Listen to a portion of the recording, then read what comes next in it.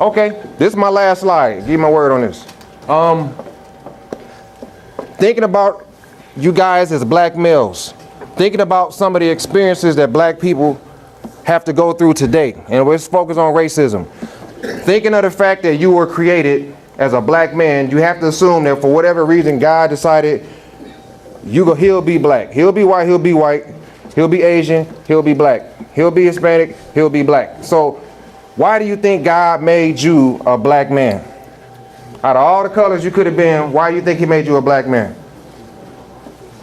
Yes, sir. How about maybe two, when I ask myself that question, what I think of is God has a way of making who watches basketball? I like rooting for the underdog. I like sometimes the person that's supposed to lose, all of a sudden I want them to win.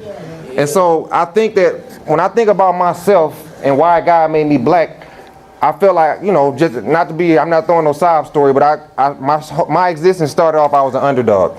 And so I always feel like God has been watching the game of my life. It's a long game, but I'm 41 years old. He's been watching that game, and the angel's watching, and sooner or later, I'm going to win.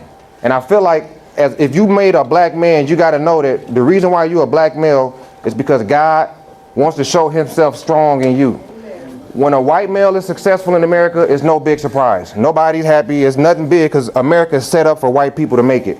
But when a black man is successful, people got to start stepping back. Now they got to start thinking, how did he make it? What about him caused him to rise above a system?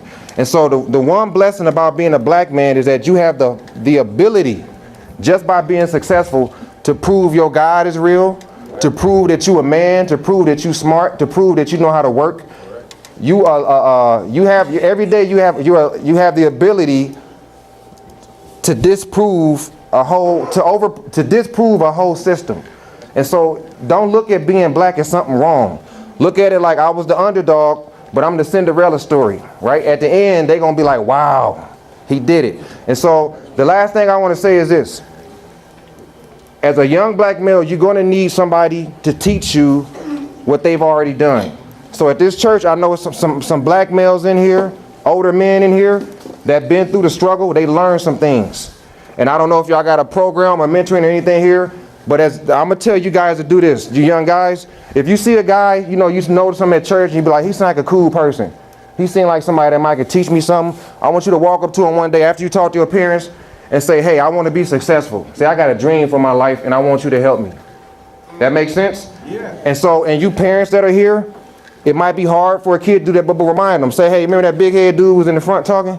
He said that try to find somebody in this church that you think can help you accomplish your dreams. And so that's what I'm going to tell you guys to do. Think about that. Who do I know that can help me be successful?